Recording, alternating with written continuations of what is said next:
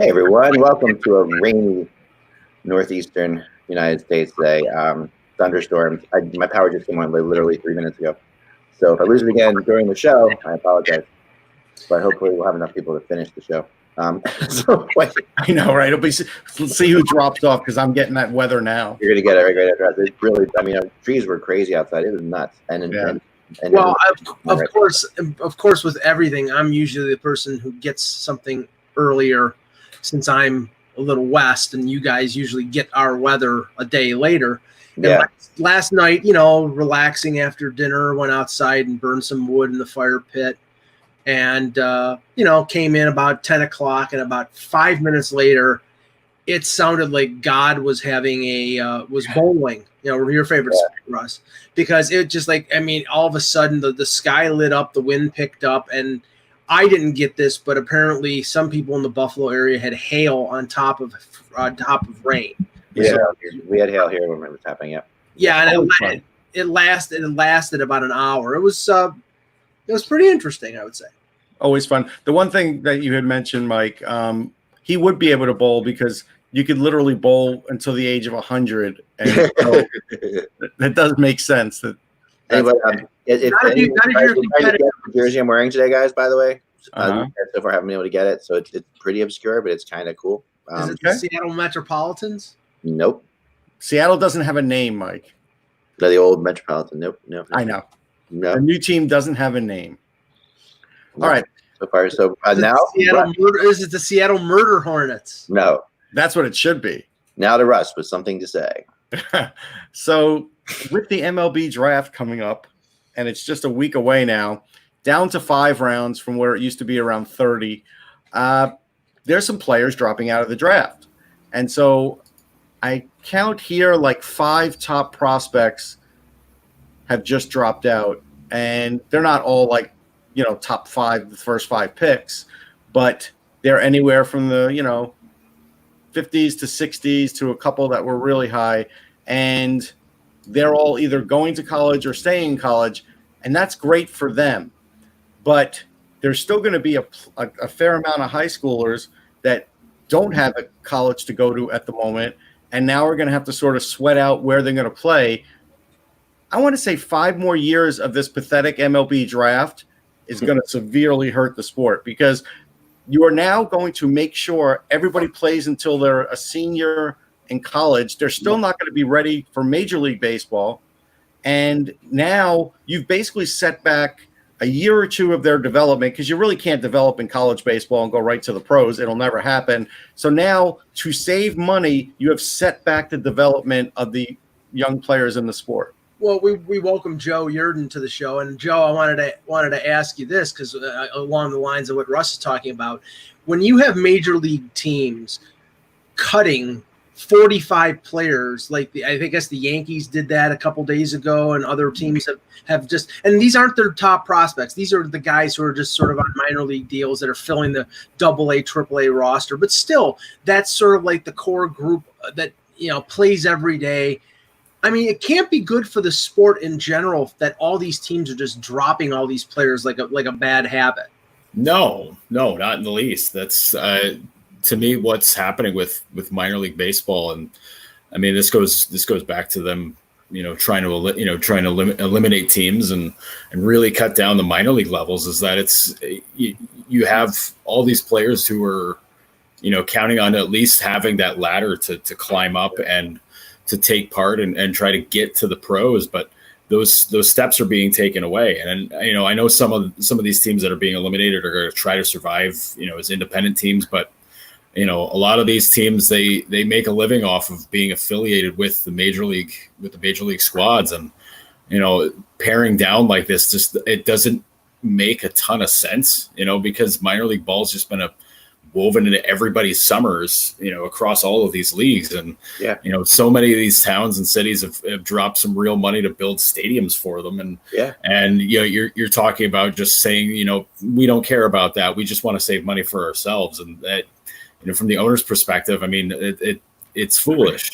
Baseball's a $10 billion a year product. And, these owners are crying poor consistently. It's just, a lot of this stuff just does not make any sense on the whole. And the players. I mean, they've already been stiffing the minor league players like crazy as it is, and now you're just going to cut them. Just cut them loose and say like, well, good luck, fellas. Go find a real job, I guess. And I mean, I guess that's a hardship a lot of people can understand in general, but I mean, for ball players, I mean, this was something that they were like that was their dream. to. Yeah, that was their dream. Like they were building towards that. It's not like a lot of them had a secondary idea of what they might want to do with their life. And so now, all of a sudden that dream's dead. And now you've got to be up and running, trying to figure out what to do with the rest of your life. That's tough. I did just see this, and I don't know, this shocks me. It may not shock you guys. I didn't realize BJ Surhoff was the top pick in the MLB draft once upon a time. Like, I have to believe there were better picks than that. He was a really good player, but he was never great. He was a catcher. That's why. He was a catcher. Russ, you're forgetting how hot his rookie card was back in the day. Everybody wanted a BJ Surhoff rookie because they were like, oh my God, he's gonna be so good. Yeah, you know how many packs of the 85 of the it was an 84 set I bought.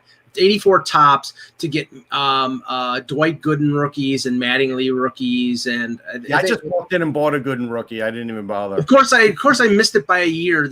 Like I started collecting again, like 84, and I've got like 5,000 Ron Darling rookies, zippity doodah. But I missed out on Gwynn, Sandberg, Boggs. I have one of those cards, all from the 83 set. All right, so we're gonna do a quick redraft of the 85 draft. The Brewers screwed up, Joe. They did. Number 2, Will Clark. No way. Yeah. Number two, Will Clark. Right there is a better pick. Okay. Now, number 3, Bobby Witt. I get it. He threw like 150 miles an hour. Fine. In all directions. Barry Larkin, a Hall of Famer. Number 4. Kurt Brown. Who? Chicago White Sox. That's a swing and a miss. Barry Bonds. Number 6. Mike Campbell. Oops. Okay, that's sort of a swing and a miss. He's a great guitar player for Tom Petty. Pete Incaviglia, number 8. I'm going to argue that there's 4 picks there better than Surhoff. Again, it's a catcher thing, Russ. It's a catcher thing. I guess it was the catcher thing. Yeah. But he ended up as an outfielder too, right? Because he didn't even catch his whole career. I think he's an infielder as well. Yeah, third base, I think. Yeah. Well, they could have had Barry Larkin. Oh well. And to you, Eric. Let's get on to hockey. Let's start the show. There's a pre-show for those of you who are enjoying the sport of baseball. We'll talk a little NBA too, if you want. Greg Jeffries, number 20. That's my nightmare. Oh boy. Drink to that one. Hello, Hockey World. It is Wednesday, June 3rd, 2020.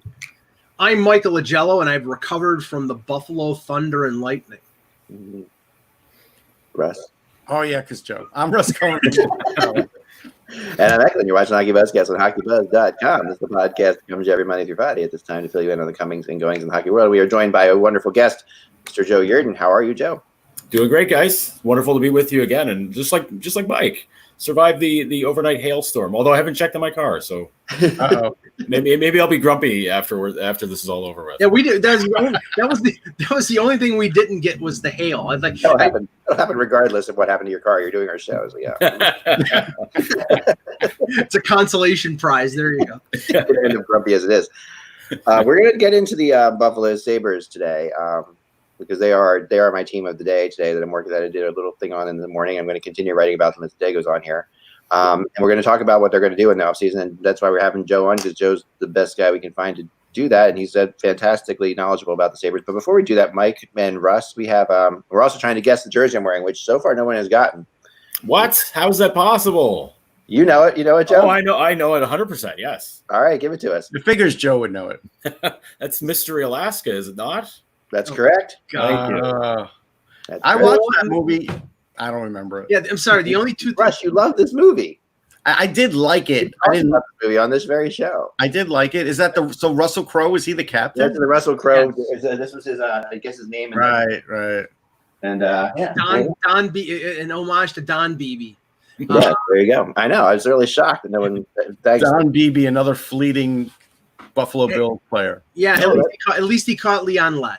That's the jersey from the final game, correct? Yeah, correct, against the Rangers, right? Yes. Yeah, the only good thing about that movie, And they beat the Rangers. Let's point that out before that comes up again. Yeah. No, was it a tie? Wasn't it a tie?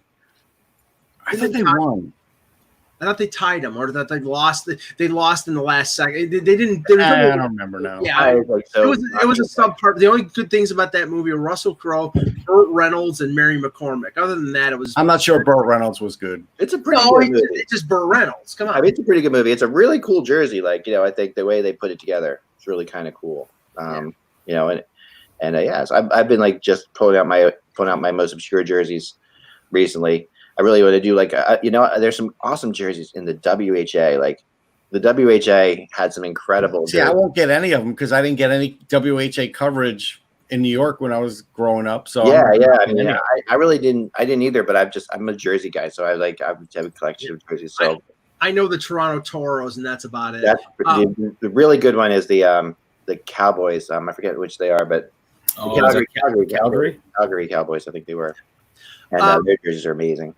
So let's just start with this because Renaud Lavoie of TVA Sports about an hour ago tweeted out that the NHL and the PA are going to be in contact this week regarding the playoff formats, whether it's best of 5, best of 7, or the brackets or reseeding.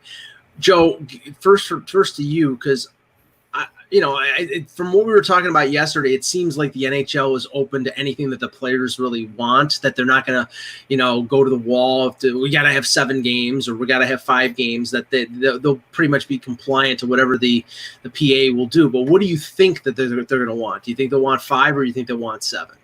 I think because players are a creature of habit, I think they'll want 7.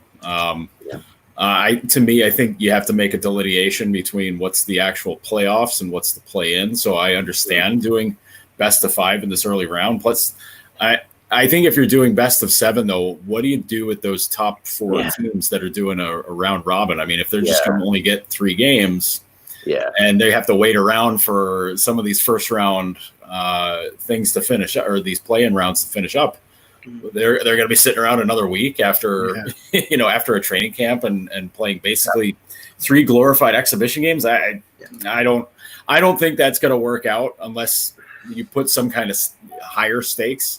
I mean, getting to be the number 1 seed, I guess, is pretty good stakes, but there's no home ice, there's none of that. So to me, it doesn't make a lot of sense to extend out that play-in round.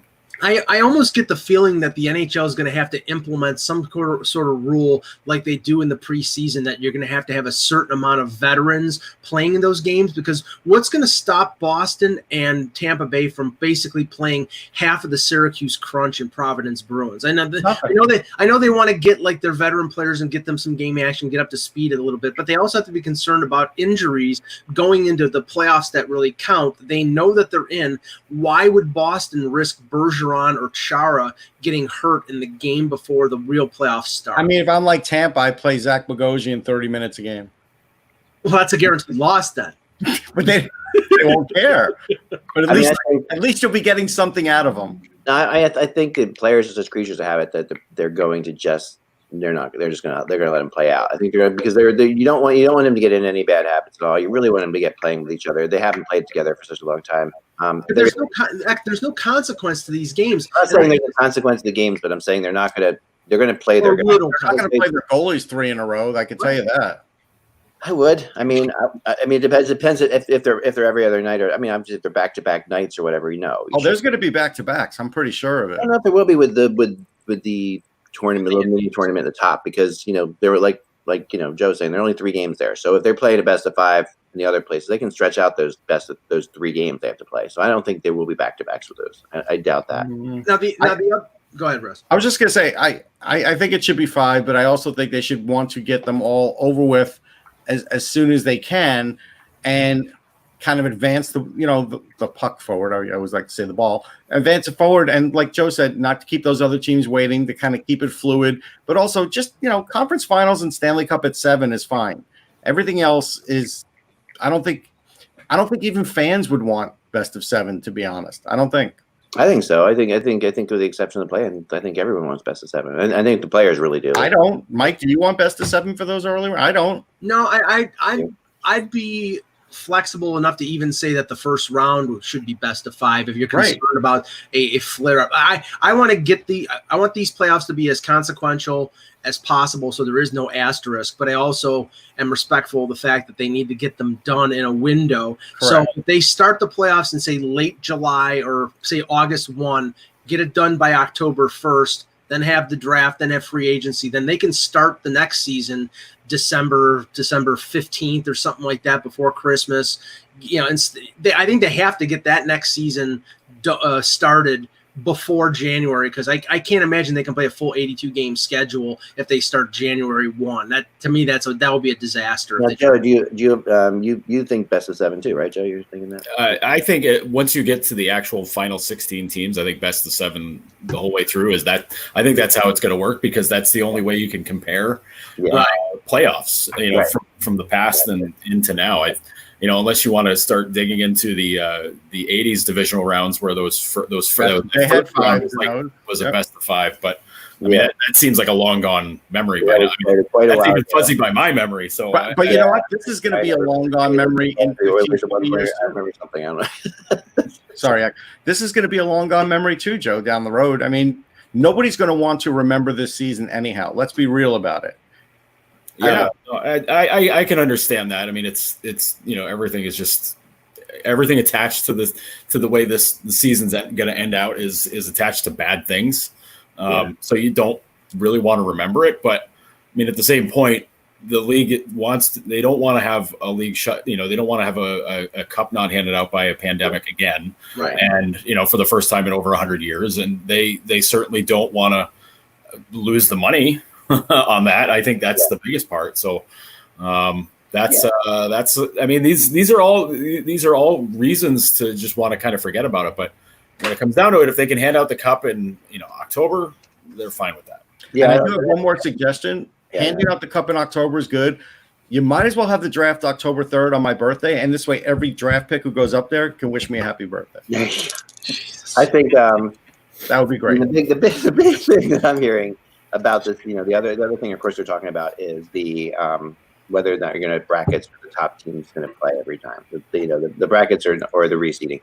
And I'm definitely, and the players definitely have been for the reseeding. They don't want brackets. They want the best team to play the worst team. The players are that's definitely their opinion, right?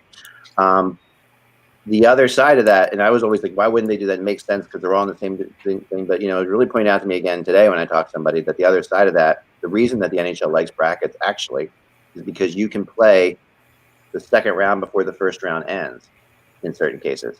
And so basically, if you have a bracket, so if you have to wait for all 8 teams, to get through, you have to wait. You can't play a single game in the next round. And in this situation, if you have a bunch of series that end in 5 or 4, or have some, whatever you have, you have 10 teams sitting around, or whatever you have, like 8 teams sitting around waiting for one more series to play 2 or 3 more games. That's what they're worried about. There's a downside to that though, because if you have one bracket where a team sweeps and they move on and they're in the second round and they get so far ahead of the other bracket that they're going to be off for 6 or 7 days or something like that, and I've seen that happen in the NBA sometimes. Yeah, that really is. It's inherently unfair. Now all these teams are rested because they've been off. They're going to be off for 4 to 5 months before they get started. But once you get playing, once you get into playoff competition, then rest in between these rounds or even in between games is going to be critical for a team being able to win or not. And I just think, if you wait until the entire round is done, maybe there'll be a little bit of time in between and it'll kill some time, but I think it's fairer all around. But again, I don't think it's going to be a big issue for the players, or for the owners. I think they'll go either way. Yeah. Any thoughts on that one, Joe? The problem I have with if you try to start another round before the other one's done is you have the issue that the AHL runs into, or at least they have in the past where, granted scheduling there is a different beast. They have to schedule for weekends and they have to do it that way. But I mean, you were talking about cases later in those playoffs where the Eastern Conference would be basically done and the West was still kind of just starting the final round, and you're like, boy, if you're the East team and you're already through and you're waiting for that opponent in the Calder Cup final, and you got to wait a week and a half, 2 weeks for that to get wrapped up. I mean, that's not going to be the case here because of the pod system. So but I mean, if you sweep around and you're waiting for your opponent and that goes 7, and you're talking about maybe waiting, 6 days, 7 days at least for that to finish. So that's tough. I mean, that's really hard, but at the same sense, I think the debate is what's fair and what's right to keep it moving on. And I think at this point now where everything's just been shut down, I think everything's just kind of fair. I think if you just say whatever and just go ahead, I think that's fine. Yeah, I think everything's fair too. I mean, there should be a benefit to sweeping a team and getting some rest. That's the other thing you can bring into play there. For sure, there's a benefit. If you have to play right away again, what's the benefit of sweeping a team necessarily? There is that too. I mean, the big thing is if you're sitting around for like 6 days, it's one thing to sit around for 6 days at home and have practices with your team. It's another thing to sit around for 6 days in quarantine. Like if these players sit around for 6 days in quarantine, that's why the top 4 teams are playing the tournament. They don't want these guys sitting around in quarantine. Basically, that's really the whole point of it. Yeah, unless they're in Vegas and they want to go play some craps. Well, yeah. I mean, if you're the casino, you can make a hell of a lot of money. If you're the casino that hosts this thing, oh my gosh. There's no ways about that. But let's move on to the Buffalo Sabres. And let me. Unless you want to start, Doc, I have one right off the top for Joe. Okay, Joe. I was in on all the Zoom video interviews with Botterill and with the number of players and Ralph Kruger. Mm-hmm. Just to start off with Botterill, our colleague John Worrow broke the story the day before regarding Terry and Kim Pegula bringing back Botterill for a 4th year. The reaction in the Buffalo media, the reaction of the fans was not positive to that.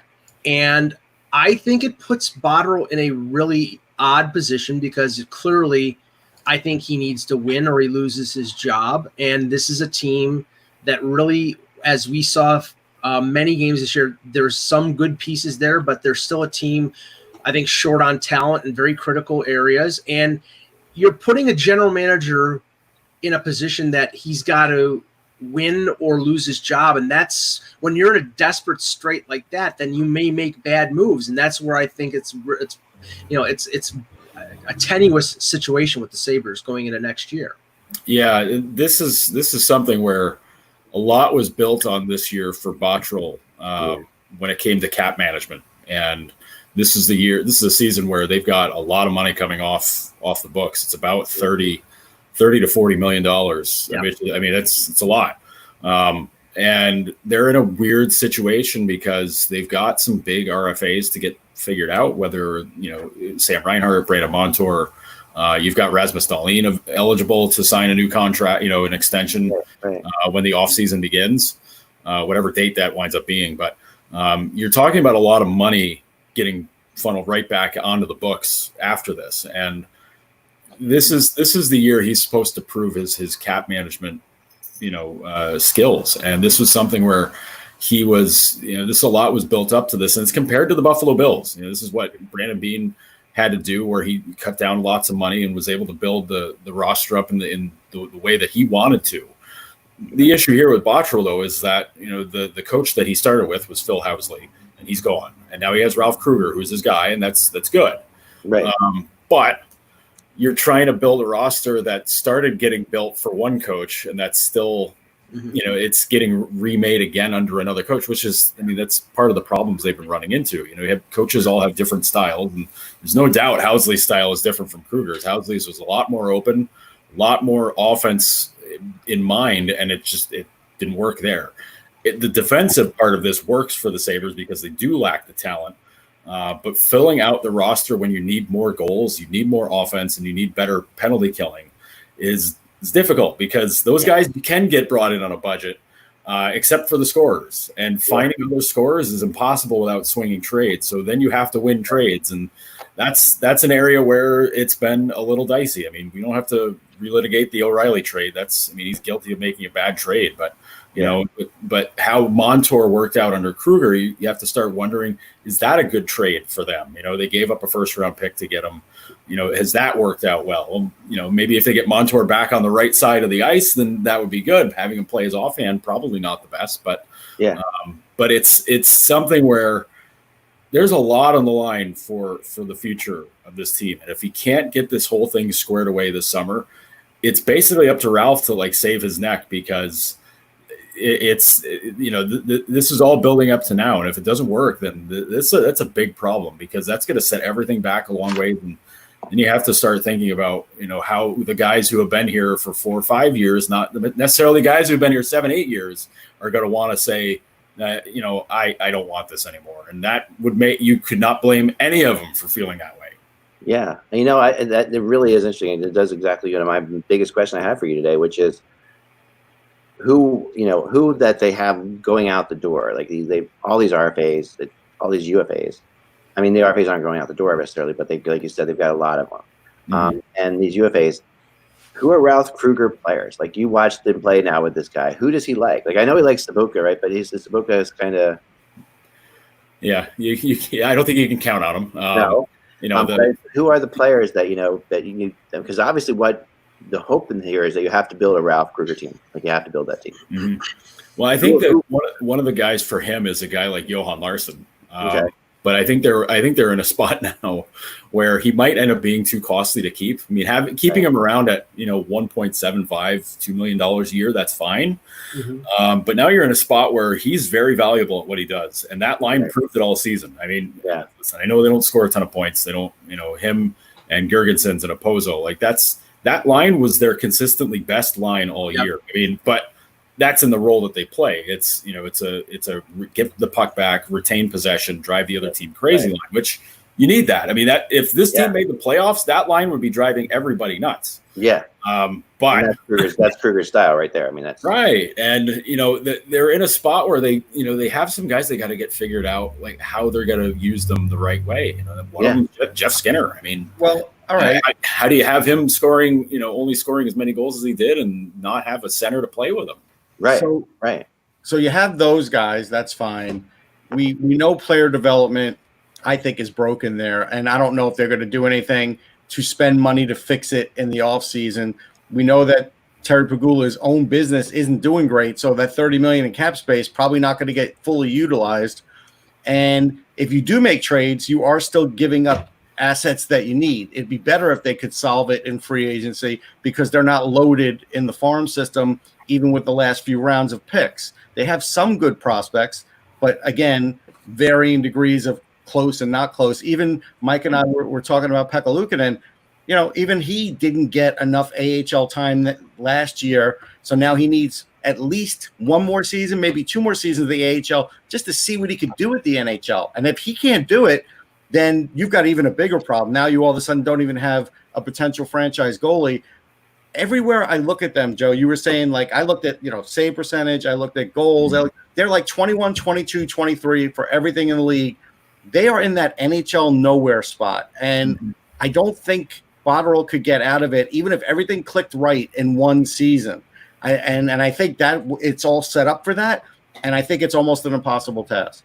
Well, I think they're in a good spot in some ways. It's weird because they're not just bad. Like, if they were bad across the board, then you could say, like, well, it's a lost cause. Right. But the way Linus Ullmark played this year was really good. And I know if you just look at the basic save percentage, you say, like, well, that's average.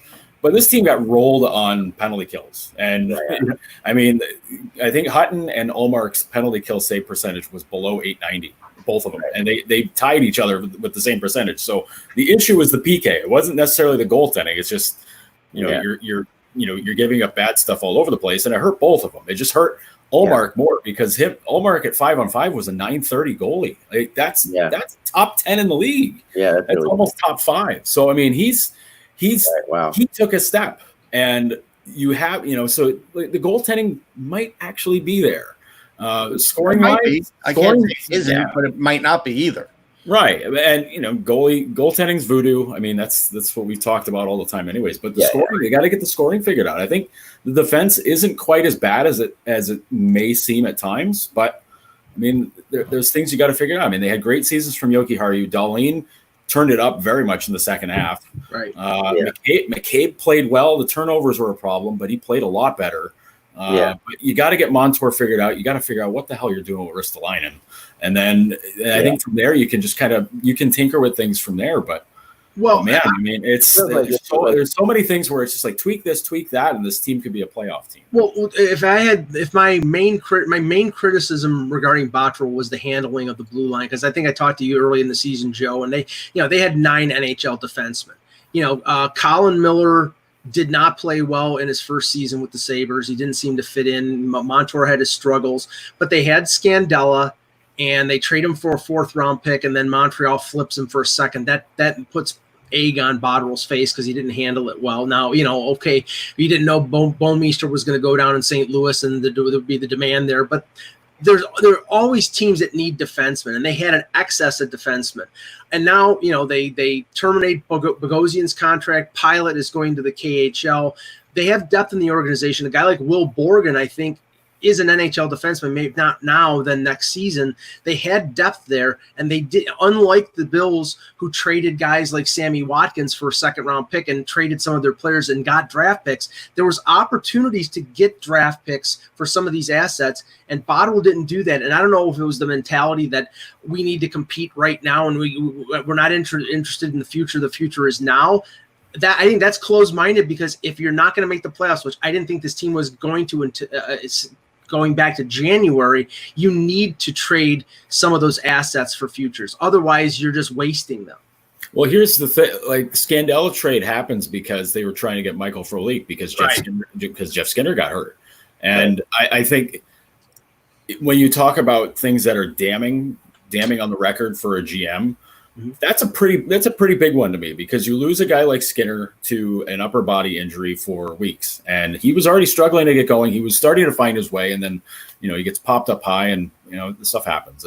But when you look to replace a guy like that, and you can't do it from within, because they're running low on forwards, and you can't replace somebody. You can't replace somebody like Skinner with somebody out of Rochester. They already did that with Olofsson by him making the team, more or less. But But when you're trading Scandella, who was having an outstanding season in Buffalo, and he was going to be gone at the end of the year anyways as a free agent, they weren't going to retain him. Right. But if you're selling low on him to free up the money to get a guy like Frolik, who just it didn't work here, to replace Skinner, then its problem gets compounded by another problem, and then another problem replaces it, and it's just. It's things like that where either the pro scouts have got to be better, or you got to find somebody else who has that. Well, there's a coaching thing too. Yeah. Mike told me, Joe, that Kruger retained all his coaches. Okay, great. Mm-hmm. But Frolik is known for penalty killing, and when he was in Buffalo, he wasn't good at it. And it does make you wonder. Even his shooting percentage went way down in the gutter, where it never has been before. And you do have to wonder at some point what's actually being taught to these guys. And it's not all on Kruger. He needs the right support staff. And I kind of wonder, does he have the right support staff? Well, I think Kruger felt fortunate that Steve Smith was already here, right? Because he had him in Edmonton. And I think that helps Kruger out a lot too. Right. But when it comes to the PK, a lot of people want to hang that on Steve Smith's head. Well, Steve Smith coached it the year before, and they were 12th in the league. So, right. But that kind of stuff that falls on the head coach. It's the head coach's system, and the players, when asked about it, they said, well, it's the same players, it's the same execution, it's the same thing, but we weren't executing. It's like, well, no, I could watch the tape and see that it's a whole different thing. It was being worked out in a different way. And Kruger owned it. He said, that's up to me. I've got to fix that, and I've got to address it. I really want to go back for a second, because I really did the whole picking up of Frolik. As a person who's covered the entire NHL, and I've heard many franchises say the same thing you're saying about Frolik. This is not the first time, I've heard of organizations disappointed in what they got out of Frolik. It's like, and that's the kind of thing that bothered me when they made that trade. I'm like, if they're hanging their, salvation on this guy, and they're not, that's where I wonder about Botterill, because I always looked at GMs as like doing their homework, like talking to other GMs, like what these guys are all about. Frolik came in. He's got talent, and he's. No, no question he's got skill, but he does tend to disappoint. Like he tends to be one of the guys that people just are disappointed with. Like we have one of our guys in the chat room is Randy, who's a Calgary guy, who and he says he writes to you, Joe, for league work nowhere. Like this is like, and I've seen this from so many different organizations. I think that's wrong. I think he played well in Chicago, but it wasn't for a long period of time. Right. He has skill, like, and he's going to play well at times, but it's like, there's such like a level of like, what are you getting out of him? And that team the Sabres needed a guy that you knew what you're getting. But you know what? It's what's true is, and that's what Joe said earlier, that is the trouble of trying to, let's say, trade for a good penalty killer. Right. Because like that's a guy who's been pretty good at the penalty kill. You don't want to spend big money in free agency to upgrade your penalty kill. You really don't. Right. No. But here's what's going on this summer really where they are now is really kind of interesting. Like, I don't think the Sabres are in as bad shape as Mike. Oh no, they're in bad my shape. God! I'm going to be the optimistic guy here, and everyone's We knew that. I mean, we could call everyone's that. going to fear me for that. But You give the honey, I'll give the vinegar. I'm just saying, watching them play, and even though I know a lot of the UFAs that are gone, or some of them are pretty significant, but there could be. But watching the Sabres play, there's moments when you definitely say this team is better than they are. Like you can see there are moments. I watched them in a couple games this year. Just kind of randomly, just like flipping around, and I would catch moments when I'm like, this is Sabres team, which I just hear people because Sabres fans are not shy about complaining. So I hear plenty of complaints about them. There's skill here. There's like speed here. There's talent here, and I really and what's happening now, I'm not going to say that, with the pandemic and everything like that, I'm not going to say that's ever a good thing. But I'm just going to say that the way the salary cap is not going to go up is going to hurt a lot of teams.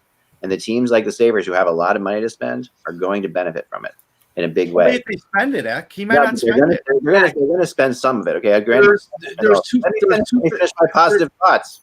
Let me finish my positive thoughts, then you guys can continue on. My positive thoughts here. Just give the Sabres a second. Positive thought thinking. I mean, I think that if Botterill can step up to the plate, using Kruger as to help him, obviously, to put this team together right, there are the kind of players out there that can be gotten for not too much money because there's not a lot of money. Teams are going to have a lot of money to spend. So there's going to be players that you can get, that you're going to be able to get your penalty killer type players for less than you normally would. And that's going to benefit them in a lot of ways. And the fact that Eichel, who is speaking up and saying all these things, is a very healthy thing for an otherwise sometimes dysfunctional organization. People sit there and they say Eichel is speaking up as a bad, he's going to want to get traded or whatever in the future.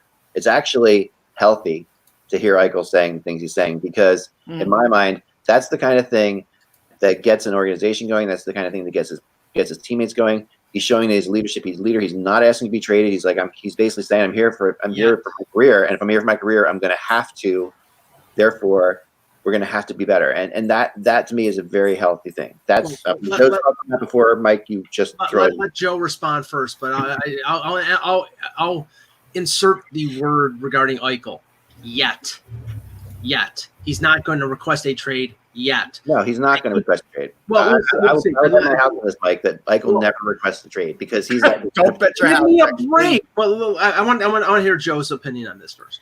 It goes back to the point that it's a ton of pressure on Botterill, and it's. I mean, I'm looking at their cap friendly situation, and you just see that column for next season where it's a lot of red and blue, and RFAs and UFAs and all that, and you start thinking about how this is going to get filled in. Well, you got to figure Dylan Cousins is going to be one.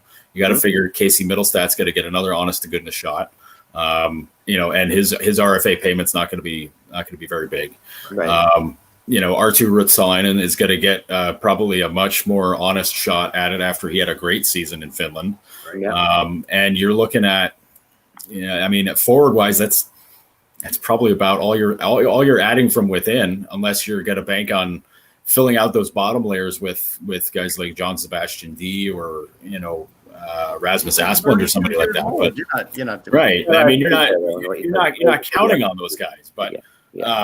But I mean, when you're talking about maybe bringing Wayne Simmons back, and I mean, you're not doing that at $5 million. No, he's not going to get. I think the reason they brought Simmons on, right? They brought him on because Kruger wanted that kind of that kind of player in the room. It was like they needed that, and that was smart. I thought that was incredibly smart, and everybody was complaining about it when it happened, and because why would you make this change? Because it didn't do anything for him. It doesn't not do anything for him. It doesn't. They had other problems to address. Yeah, they sold and they bought at the same time. That's schizophrenic. No, but you're buying something in Simmons. You're not buying him to like making the playoffs. You're buying him to bring him in, to show him what's going on, to introduce him to maybe he's there next year for less money. I hear you, but were the Sabres a much better team with Simmons there? No, they weren't. But not now. I mean, the Simmons is. It's not a lock. He's coming back. Sometimes it's not about statistics on the ice. It's about what he's building in the room there. That is very important. It's very important for that team. Eichel needs an ally who can be tough with him in there and say like, this is what's that's what he needs. He's a kid. Let me let Joe talk. Sorry. Go ahead. Well, he's basically made that request. He says, we need veterans. We need more toughness. I mean, he made that pretty clear, in his end of season press conference. And to me, that's where you start looking around at guys that you can bring in that you might not have to pay a lot for. I mean, that's why I kind of circled, when I was doing a breakdown of who stays, who goes, a while ago. I put a big circle around a guy like Patrick Maroon. Because he checks all those boxes for what they're doing. He's a veteran and he's a tough guy and he stands up for his teammates. That's the kind of stuff that people here have been yelling about having on this team for a while. And I can guarantee that if a guy like Maroon's out there and Eichel's getting run by somebody or Dahlin's getting run by somebody, Maroon's going to be right on top of him the next shift out there. Or if he's out there with him, he's going to be right there to get him.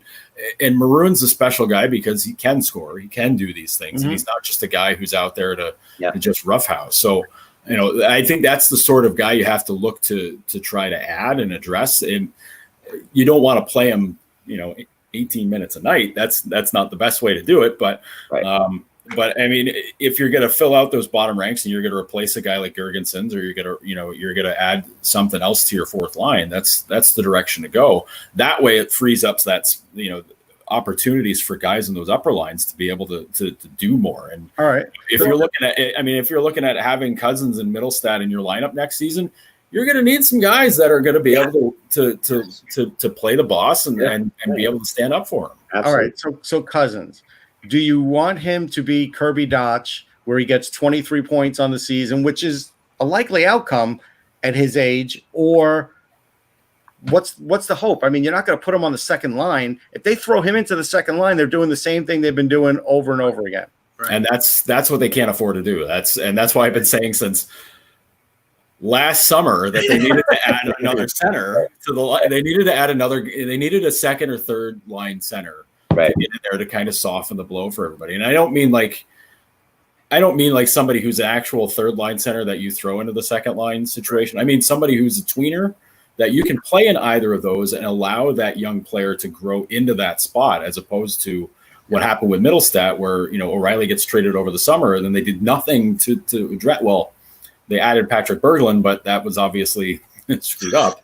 He ran away from the team. I get it. Right, and it didn't help that Housley played him on the fourth line either when everybody was thinking he was going to be the second line guy. But I think a lot more went into that anyways. But I mean, you have to get a cushion. You need a veteran player to cushion that blow, to soften it. Whether that means keeping Larson and playing him as your third line guy.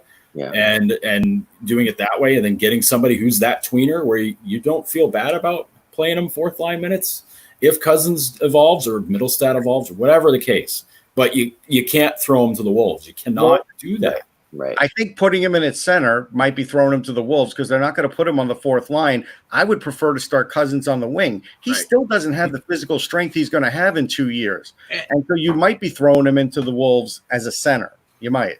I think that's an honest worry. I think that's I think that's been discussed from the get-go when he got drafted, because people started talking about him being a winger at some point, and everybody here freaked out about it because they're like, "No, he's a center. We need a center. We need a center." And it's he's got a great shot. Maybe not at 19.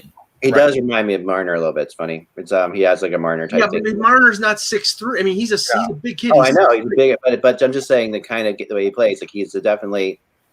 He's a winger who could. He's a center, but you can see him on the wing still being a good playmaker. But that's I know where you see it from. But here's the concern I have about where the Sabres are in terms of Eichel's the number one center. He's one of the probably 10 best forwards in the league.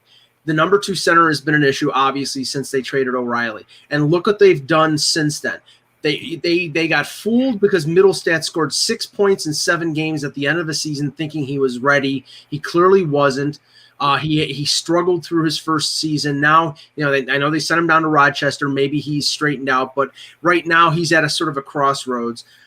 They bring in Marcus Johansson to play out of position. He was a winger for like the last 6 years of his career. They bring him in to play center. He was not a fit there. Then they even fooled around with Dominic Cahoon after they got him from Pittsburgh, playing him at center. I don't know whether he's a center or not. And now you're talking about putting a 19-year-old like Cousins, even though he's physically a different type of player than Middlestat.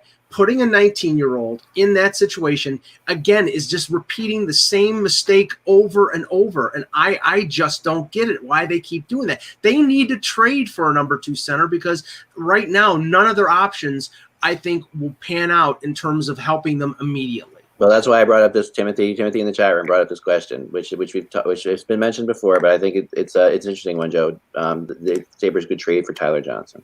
Yeah, that's something I kicked around the thought of as like maybe that's a guy to keep an eye on. And I know Tampa's chock full of that, but to me that's a move the Sabres should have made after they moved O'Reilly. That's something that should have been done before. I think at this point now, with John, how old's Johnson? He's 29.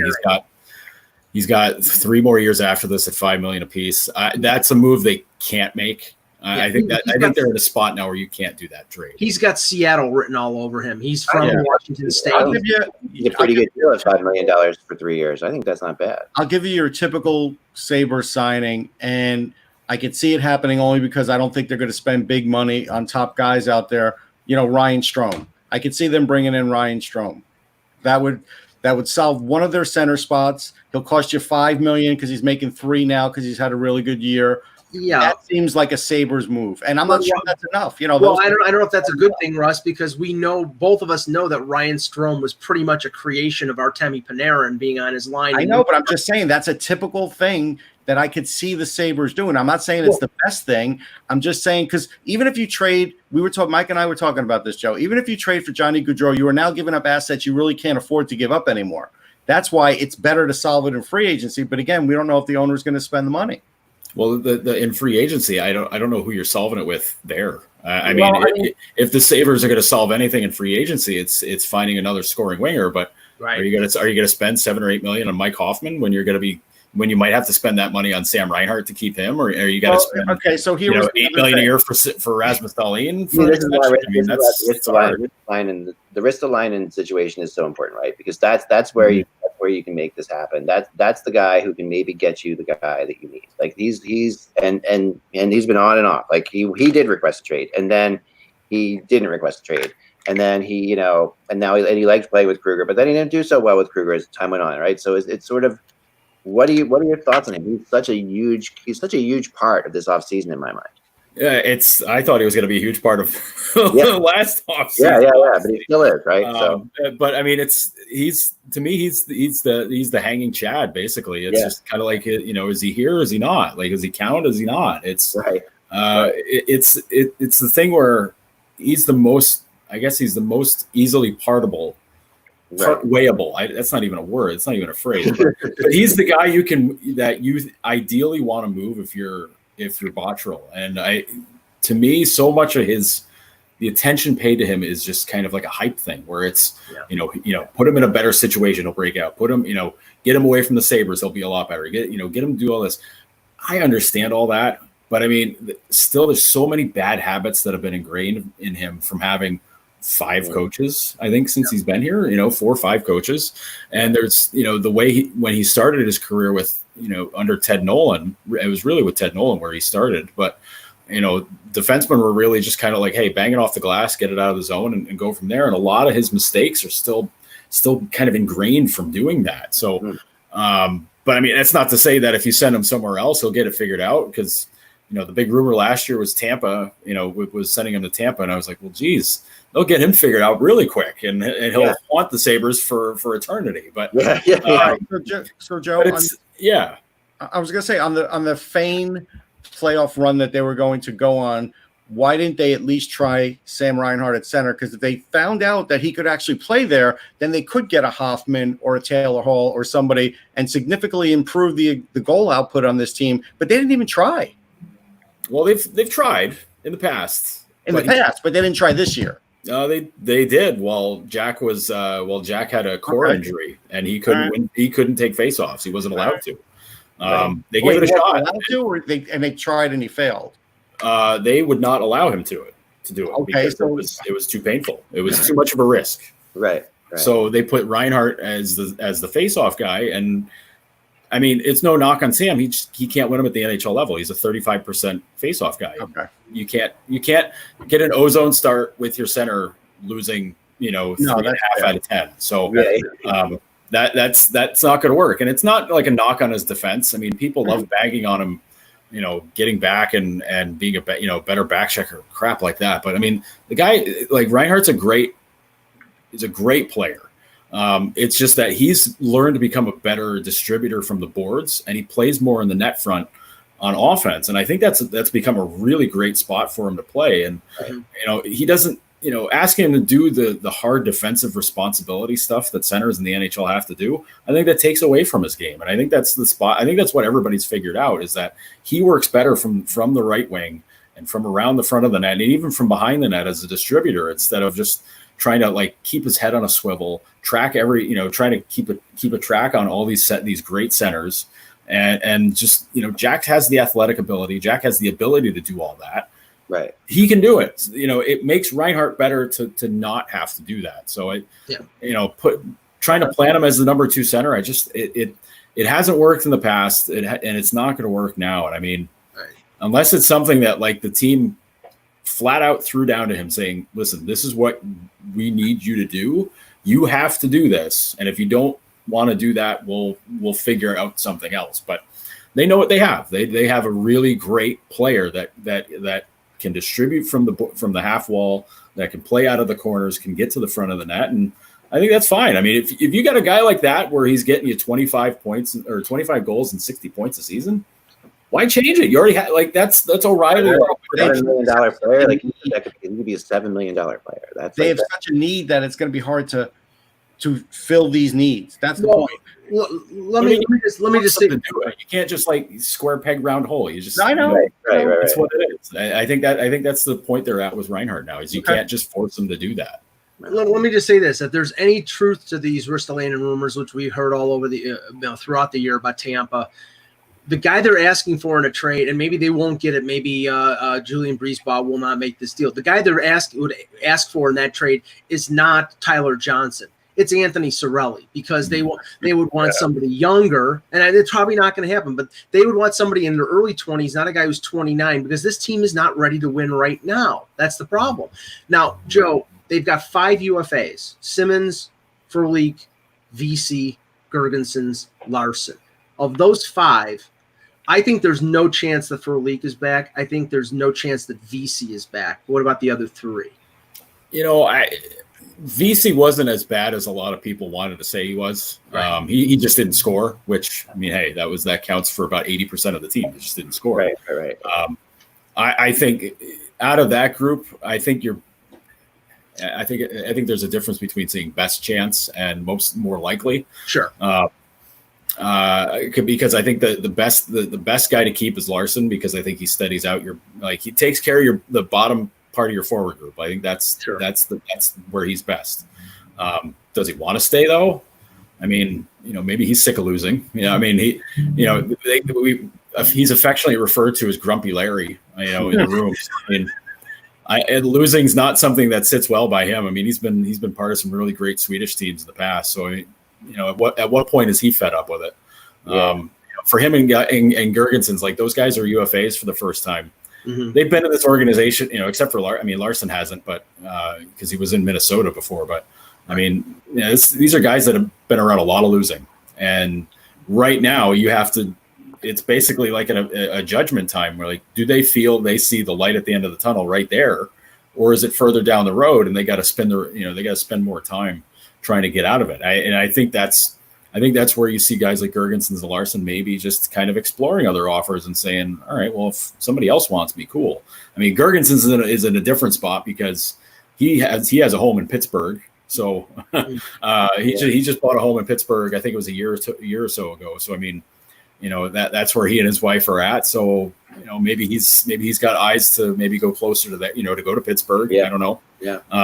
But I think when you look at Simmons, I think Simmons he's the perfect veteran to add because he's close to he's from close to here. He's from Scarborough, Ontario. Right.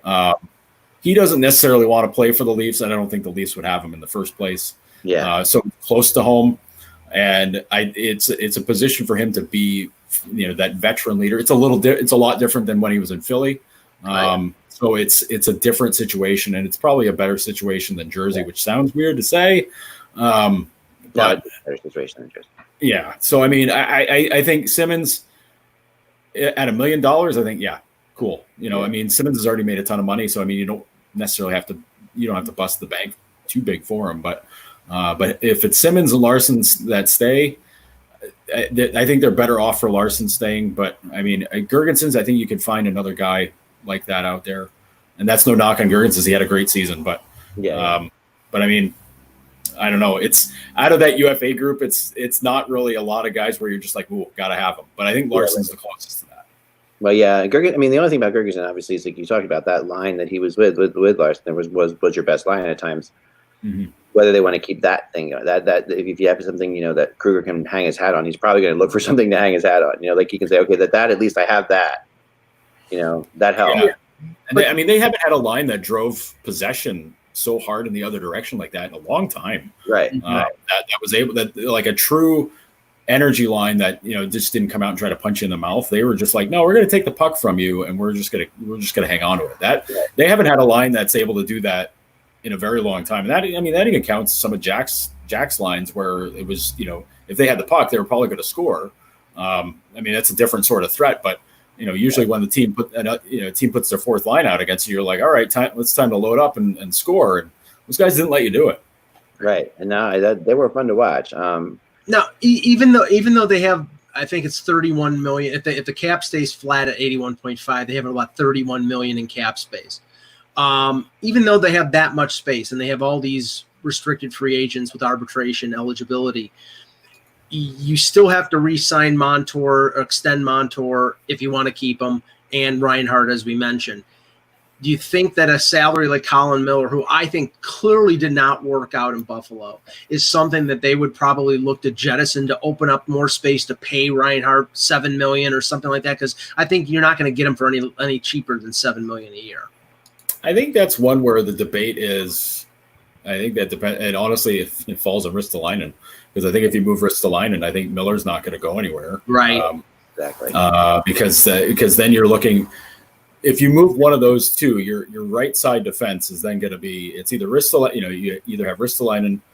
I mean, ideally, your right side defense, I should say, is Ristolainen, Montour, and Yoki Haru, or it's Miller, Montour, and Yoki Haru. I mean, I guess you could entertain the idea of trading Montour, but I don't think he's worth that much right now. But there's that, and I think there's also the fact that he gave up a first round pick to get him, so that means you got to build that value back up, anyways. But I think with Miller, he's at a lower cost. He's a useful player. I mean, he's got a good head on his shoulders, and he kind of gets it too. So I mean there's that part of it, but again, it's the Ristolainen thing all over again, where you got to figure out what you're doing there, because if you move one of those guys, that means you can have Will Borgen as your seventh. You can bring him up and have him be your heavy guy, because that's his game. Is he hits people and he'll fight people and he doesn't care.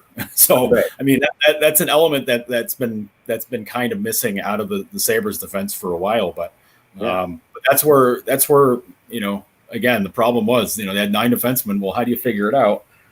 You got to move a guy at some point, and that's what he's been very reticent to do, because he loves having a lot of defensemen. But boy, oh boy, when you got 9 NHL guys on your roster, like, you got to do something. You got to move a guy.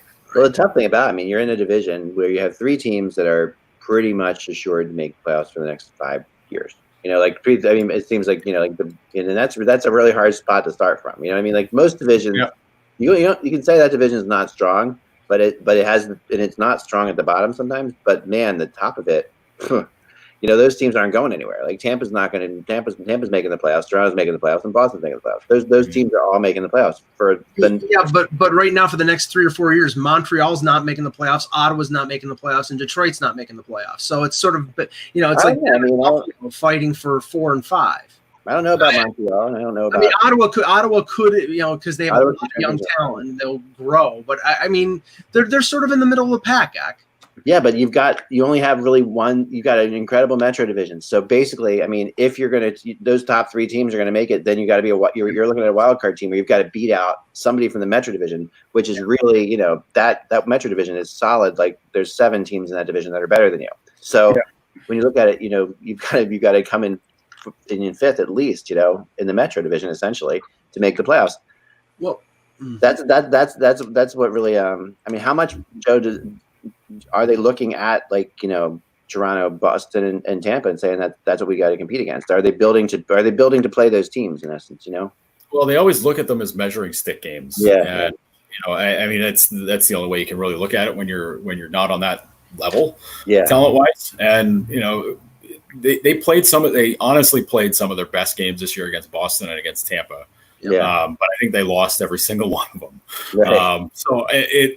But they weren't badly played games. It was those games where you make one mistake or 2 mistakes and both of them are behind you, and that's the difference. Yeah. And those are games that you ideally want to learn from and build off of, but that story's been beaten into the ground here for 4 or 5 years at least. So But Ek, you're on point here with the playoff part, because you almost can't think about getting to 3rd. It took Toronto having their head in the sand for 3 or 4 months to think maybe we can get to 3rd this year. And that's what it takes. It takes one of those teams to just basically fall into a pit for a long time and hope that you can take advantage. But you're competing against Montreal, and Montreal has issues. Ottawa's not going to be. Ottawa played very hard all season long. I think they're going to be better a lot sooner than people think. Yeah, I think that's fair. Florida was this. They were the same goofball team. If Bobrovsky wasn't, terrible all season, they're probably easily number 4. And so you don't have to worry about Detroit for a long time. And Buffalo is just kind of like, all right, let's not be the 7th out of 8. And then the whole Metro division. Well, if you got to compete with all those teams for wild cards, good luck. That's essentially where you're sitting at. And when you're dealing with a schedule where you're playing tons of your own conference and your own division, you got to really prove yourself, and you got to hope that the Metro division doesn't whoop up on you. Well, here's something. Here's something that Russ and I talked about. The Sabres finished 25th. So if there isn't one of those, the 8 play-in teams that win the lottery on June 26th, they'll pick 7th in the first round. With where Botterill is in terms of his tenuous position with the team, what do you think of the chances are of them trading that first round pick for immediate help? Because we know that now, obviously, he's not going to throw everything at winning one year, but he has to think of self-preservation and the possibility of losing his job if he doesn't make the playoffs. And if you trade your first round pick and get a player that helps you, that improves your chances. What do you think the chance of them possibly moving their first? You got to make it a home run. You got to make it a home run if you're making the deal. You think about how Tim Murray still gets killed for trading a first for Robin Leonard, and the Sabres were going to use that first round pick on a goalie anyways. Would have been Ilya Samsonov. That would have been probably okay. That would have been a nice pick. But at the same point, Leonard wasn't a bad pick. He ran into some very bad problems here, obviously, with life, but he played excellent. You can't deny that he played some very outstanding goaltending. I always say he played good in the Winter Classic game. Actually, I was looking to see, just for fun, how many positive Buffalo Sabres tweets I've had recently, and I'd have to go back to when he was the goalie with the Winter Classic. Honestly, I looked at Jack Eichel. He was good then. Yeah. So it was a good trade. It was just, that was Murray pushing all of his cards, saying like, I'm not gonna sit around 5 years and wait for this rebuild to totally take hold. We got to get to the playoffs. Well, it was the right idea. It was just the wrong execution. But that trade, I mean, giving up a first that's a lottery pick is really hard. So I mean, unless you're going after a guy like, I don't know, like a Tomas Hertl or somebody where they're going to be like an instant impact and under contract for years. And they're squared away and they're going to fill an immediate need. They're going to take charge, and it's not somebody who's just going to get here and be like, well, glad we're done here. That's everything's all square. I mean, that you got to make it. You got to make it an absolute winner. The reason trading is that first round pick this year makes me so nervous is that they just still can't get a lot of development out of the system. And I think if you're picking at 7, 8, 9, or 10, you're waiting a year, 2 years, maybe I think you're waiting longer than that. I think you're waiting minimum 3. Actually, the least wait would be the goalie, Askarov. And if they don't want a goalie, their minimum weight's going to be at least 3 years for any of those guys from 7 to 10. Well, I'm a little nervous about taking a goalie because you have Luukkonen who's the next in line, and then you have Portillo who's going to be not too far behind him.